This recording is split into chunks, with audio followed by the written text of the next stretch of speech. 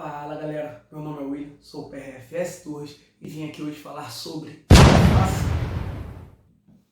É o tema do momento, todo mundo vive falando de inflação, todo mundo quer culpar alguém pela inflação.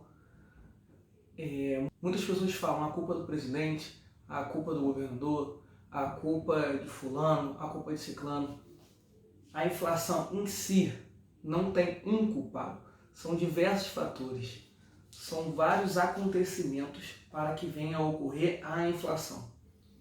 Como está essa polarização por questões políticas, eu quero deixar claro aqui. Vamos analisar o mercado, vamos analisar o momento e vamos falar de inflação. Não vou falar de apoio a candidato A, a candidato B. Vamos falar de inflação. Beleza? Já deixando claro aqui o posicionamento com relação ao vídeo. Então vamos lá. Inflação. O que a população vê o que a população pensa quando escuta a palavra inflação? Desvalorização da moeda, desvalorização do seu salário, perda do poder de compra e as coisas ficando mais cara e mais cara e mais cara. Isso que a população vê. O que algumas pessoas falam? Por que não imprime mais dinheiro? Por que o governo não congela o preço? Por que o governo não intervém na economia? Por que o governo não coloca mais dinheiro no mercado? As pessoas na internet, elas vêm com umas ideias mirabolantes. Então, vamos aqui falar passo a passo do que é a inflação, como ela se forma, qual é o ciclo dela. Vamos devagar que você vai chegar no final do vídeo e vai entender exatamente o que está acontecendo no país. Para falar de um assunto precisamos estudar, então se liga no vídeo e fique até o final.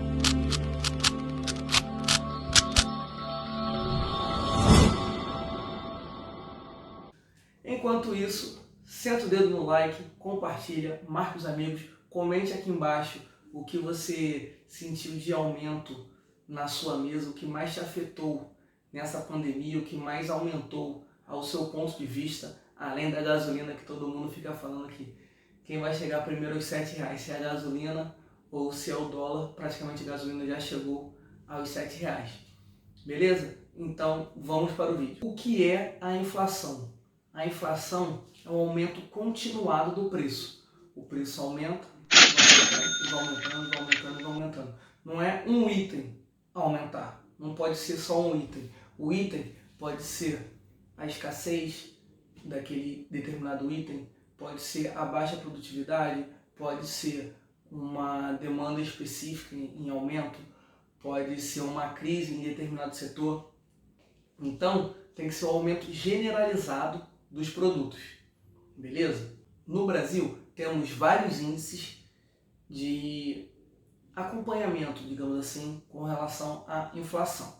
Os dois mais utilizados são IGPM e IPCA.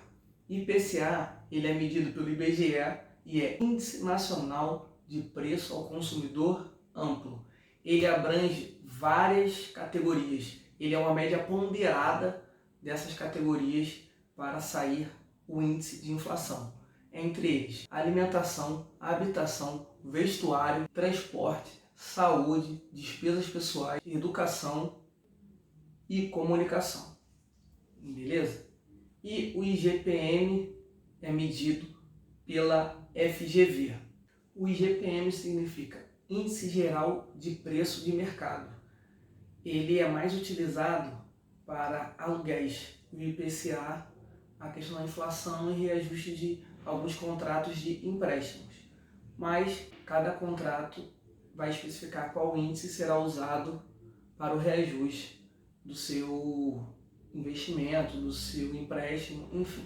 Beleza?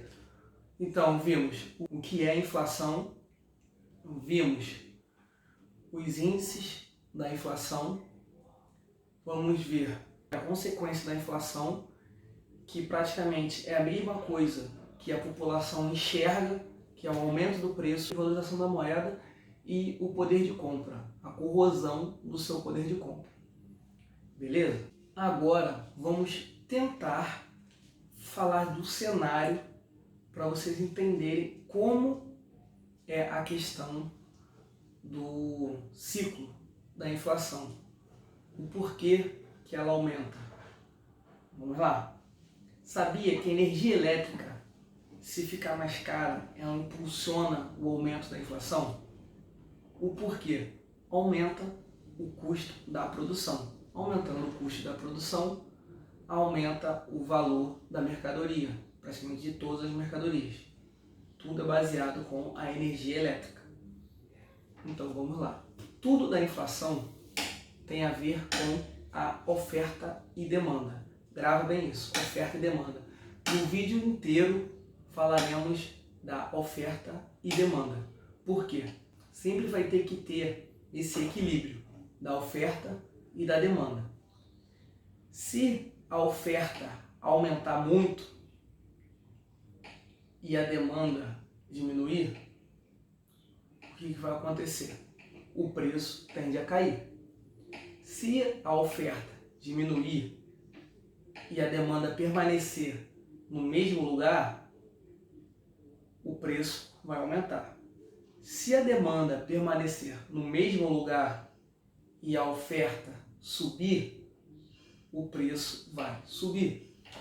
Tudo que é escasso, tudo que tem em menor quantidade é mais valioso. O ouro, ele é valioso porque ele é escasso no mundo.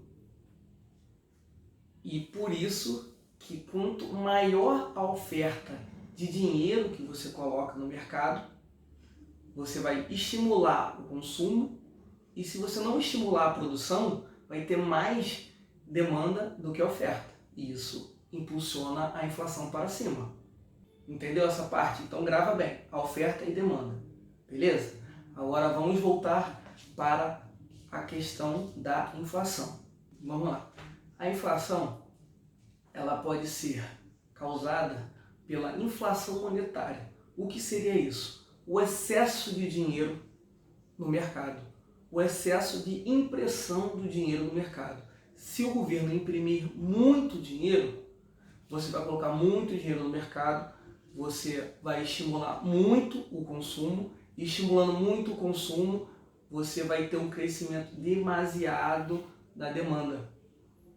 Tendo muita demanda e pouca oferta, vai subir os preços. Então, sempre vai cair nessa questão de oferta e demanda. Beleza? Falamos agora da impressão de dinheiro, vamos falar agora do cenário hoje. O que aconteceu com relação à pandemia. Não é questão política. Estamos analisando questões econômicas. O fecha tudo. Beleza. Foi decisão lá do governo dos governadores fechar tudo. Beleza. Qual foi a consequência do fecha tudo? Não estou falando de achismo, estou falando de fato. Diminuiu a produção. Porém, houve a injeção de dinheiro no mercado. Havendo essa injeção de dinheiro no mercado, continuou o consumo. Se você continua o consumo, pelo menos continua o consumo, e a sua oferta cai, o que acontece? Os produtos ficam mais escassos. Os produtos ficando mais escassos, ficam mais caros. Então o preço sobe. Beleza? Se mantivesse a produção aqui no país e o governo injetasse muito dinheiro, iria acontecer algo parecido. A produção permaneceria estável e o consumo aumentaria. A demanda aumentaria e a oferta permaneceria estável. Os valores dos produtos aumentariam, os produtos ficariam, entre aspas, mais escassos, porque mais gente ia querer aquele determinado produto. Beleza? A inflação de custo. Onde a inflação de custo entra hoje no nosso cenário? No setor elétrico. Porque dependemos de chuva. Estamos escassos de chuva. Menos chuva, menos produção de energia. Na parte de hidrelétrica, temos eólica, temos solares. porém não é o suficiente para a demanda do país. Então o que temos que fazer? Acionar as termoelétricas, que é a questão de diesel. O diesel é mais caro, então aumenta o valor da conta de luz. Aumentando o valor da conta de luz, aumenta o valor do custo do produto. Aumentando o custo do produto, vai aumentar o valor do produto no final. Então é mais um ponto da questão da inflação do momento do país. Outro ponto do nosso cenário que foi feito na pandemia. Não é questão política, estamos analisando o cenário econômico. O que o governo fez durante a pandemia foi diminuindo a taxa básica de juros, que é a taxa Selic. Conforme ele diminui a taxa Selic, o que ele faz indiretamente? O que ele quer e o que ele faz indiretamente? Ele estimula a injeção de dinheiro no mercado para continuar o consumo.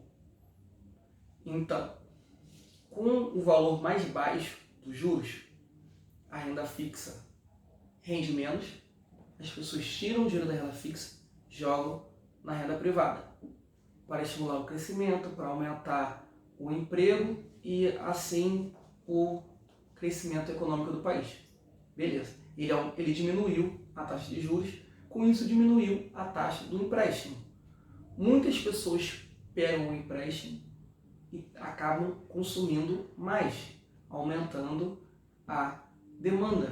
E não aumentando a produção em paralelo, junto com a oferta crescendo por conta da injeção do dinheiro, da taxa de juros diminuindo, vai acontecer o quê? Os produtos vão ficar mais escassos e os produtos vão aumentar o preço. Entendeu? Então, ele diminuiu os juros, as pessoas pegaram mais empréstimos, as empresas pegaram mais empréstimos, as empresas investiram mais, as empresas injetaram mais dinheiro na economia, contrataram um pouco mais e acabou entrando mais dinheiro. Então, acaba que por um lado você aumenta e por outro você diminui. No caso da pandemia, diminuiu a produção e a demanda ela cresceu. Então, empurra a inflação para cima. Você tem que estimular o crescimento e segurar um pouco o crescimento. Porque se o crescimento for rápido demais, ele vai crescer de forma abrupta, vai ser muito rápido o crescimento dele, vai ter uma injeção de dinheiro muito grande na economia, vai ter uma demanda muito grande e a oferta dos produtos não vai conseguir acompanhar. Não conseguindo acompanhar, acaba o aumento de preço. Então, você está percebendo que a complexidade da questão da inflação é muito grande. Não é só uma canetada que vai fazer com que a inflação diminua, mas também não é só com uma canetada que a inflação vai subir.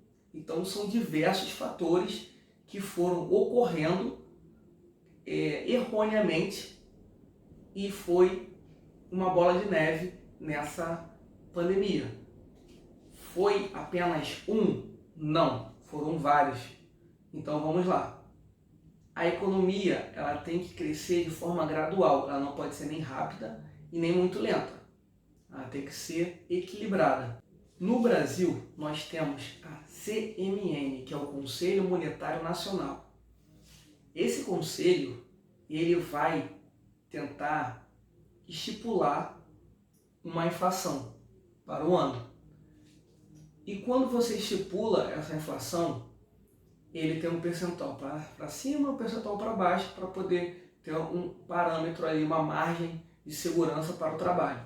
Ele tenta projetar com a inflação e tenta controlar aquela inflação para ele conseguir ter um planejamento para o país.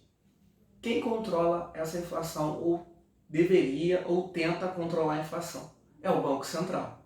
O Banco Central ele faz esses reajustes, ajustes para cima ou para baixo com relação às taxas, que a principal do país é a Selic. Ele vai aumentar para segurar o consumo, ele vai diminuir para tentar estimular o consumo. Então, ele vai fazendo essa gangorra. Quando ele diminui a taxa, ele estimula a questão do consumo, porém, se não estimular a produção, vai acontecer aquela questão da oferta e da demanda. Está parecendo chato, mas tudo vai em volta da oferta e da demanda. Então, quando ele aumenta os juros, o que está acontecendo no país, o que acontece? As pessoas começam a tirar o dinheiro do setor privado, começam a tirar o dinheiro do setor privado e investir no setor público, na renda fixa. Quando ele investe na renda fixa, ele acaba comprando alguns títulos da dívida pública. O governo acaba tendo um dinheiro a mais para poder gastar durante uma crise, durante essa pandemia, ele acaba tendo mais dinheiro. O governo, ele tem que saber muito bem com o que ele vai gastar esse dinheiro. Porque se ele gastar de forma errônea, vai acontecer um ciclo vicioso. Com esse ciclo vicioso, o que vai acontecer? A oferta e a demanda vai ficar desequilibrada. Então, o que o governo pode fazer? Investir em infraestrutura, pode investir no crescimento da economia, pode investir em educação, que é a base de tudo para um país, ou simplesmente pegar esse dinheiro e injetar na economia. Foi simplesmente o que esse governo fez nessa pandemia. Ele pegou o auxílio emergencial e injetou na economia. Só isso. Estou falando que é errado? Estou falando que não deveria fazer? Não, estamos analisando o que aconteceu. Ele injetou um dinheiro na economia. O que acontece? Ele está aumentando os juros para poder conter o consumo. Só que ele está injetando dinheiro na economia, dando auxílio. Então, conforme ele aumenta os juros e injeta dinheiro, vai subindo os dois juntos. Não vai segurar, não vai travar. Porque se você está aumentando a demanda, injetando dinheiro na economia, ao mesmo tempo que você aumenta os juros para poder conter a economia, você está subindo em paralelo, os dois. Então acaba sendo um ciclo vicioso, porque a inflação vai aumentar, ele vai querer dar mais dinheiro para a população, aí vai ter que aumentar os juros e dar dinheiro, aumentar os juros e dar dinheiro, aumentar os juros e dar dinheiro, e a gente fica num ciclo vicioso. Vai os dois aumentando, aumentando, aumentando, aumentando, só que ao longo prazo isso não é sustentável. E quem sofre mais é a classe mais desfavorável, é a classe mais pobre, porque ela sente o seu poder de compra sendo muito corroído. E a longo prazo isso complica muito, porque afeta muito a questão do emprego, porque são os que têm menos qualificação profissional e com isso dificulta a questão dela se reinserir no mercado. Então, entrando nesse ciclo vicioso de injetar dinheiro e aumentar a taxa de juros. É um pouco complicado, não é tão simples você conseguir controlar uma inflação. E ainda mais que quando você só tem aquele risco, que é o risco não sistêmico, que não afeta todo o sistema, você consegue segurar, você consegue planejar, você consegue projetar uma coisa mais específica, você consegue projetar ali o valor e consegue fazer os seus planos baseados naquilo. Mas quando é um risco sistêmico, afeta todo o sistema. Você não consegue prever, você não consegue controlar, não fica ao seu alcance. A pandemia veio aí para mostrar isso. Ela afetou como um todo, afetou todos os setores praticamente de uma vez. Então é muito mais complicado o controle da inflação do que simplesmente uma pessoa ou um determinado ato. Então, quando um profissional de educação financeira, ou um profissional da área financeira, ou um profissional de um banco, ou um profissional qualquer que tenha conhecimento, fale que não é culpa exclusiva do presidente, não venha falar que ele é bolsominion, não venha falar que ele é a favor do sistema. Não. É o conhecimento básico. Você tem que ter o conhecimento básico para você entender o que está acontecendo ao seu redor. Você tem que proteger o seu dinheiro, você tem que entender de como a roda está girando no país, para você não ser pego de surpresa. Você tem que sempre se qualificar para você ficar sendo reinserido no mercado. Você deve sempre guardar um dinheiro para uma reserva de emergência, uma reserva de emergência para casos urgentes, para casos de emergência, no caso. Quem diria que teria uma pandemia onde fecharia tudo e você não poderia trabalhar? Se você tivesse a sua reserva de emergência, ela seguraria as pontas e você não precisaria ter pegado um empréstimo, se você teve que pegar. Então, são planejamentos que você deve fazer. Ninguém, em sã consciência, dava exemplo de uma pandemia que ferraria todo o setor de uma vez. Hoje já temos exemplo prático, estamos vivendo ainda essa crise da pandemia. Vou deixar o link do e-book de fundos imobiliários. Não esqueça de curtir, comentar, compartilhar. Siga lá nas redes sociais, Facebook, no Instagram. Vamos ajudar a disseminar essa educação financeira que ainda falta demais no nosso país e muitas pessoas continuam pensando de maneira errônea. Muitas pessoas continuam caindo em golpes por falta de conhecimento básico. Vamos disseminar o básico e a partir daí a pessoa já anda com as próprias pernas para um investimento mais sofisticado. Beleza, galera? Então é isso. O vídeo ficou um pouco longo, mas é muito complexo. Não há uma maneira simples de falar. Falei tudo sobre a inflação? Não. Mas eu quis falar pelo menos a parte mais essencial para que vocês entendam a questão de oferta e demanda e da questão do crescimento da inflação que está acontecendo no nosso país. Se você quiser investir, você estuda um pouquinho, começa na reserva de emergência, vai para renda fixa e depois vai para renda variável. Ah, eu não quero investir, mas quero deixar um dinheiro para os meus filhos, quero deixar um dinheiro para minha mulher. Faz uma previdência privada para deixar um dinheiro, um salário para eles, caso você venha a faltar além do INSS, para você ter um dinheiro a mais além do INSS. Então, temos que planejar, temos que conhecer um pouco. Falta bastante a questão da educação financeira no nosso país. Estamos avançando, estamos crescendo, mas ainda falta muito. Você tem que conhecer o básico. Não tenta sair do zero, já querendo virar um expert em criptomoedas, por exemplo, em investimento no exterior. Não. Estude o básico. Conheça o básico. Tente conhecer o básico primeiro e depois você vai crescendo. Você começa engatinhando para depois andar, para depois correr, porque no investimento você quer já sair correndo, indo investir lá fora, indo investir em cripto, sem conhecer o básico, sem ter pelo menos uma reserva de emergência. Não estou falando para você ter renda fixa, renda variável aqui, para depois investir lá fora, para depois investir em cripto. Não, você tem que ter pelo menos uma reserva de emergência, tem que ter o básico pelo menos, o primeiro. Faz o passo a passo, o beabá, o feijão com arroz, pelo menos no início. Depois você muda, faz uma estratégia, estuda, mas tenha objetivos. Não invista de forma aleatória. Beleza?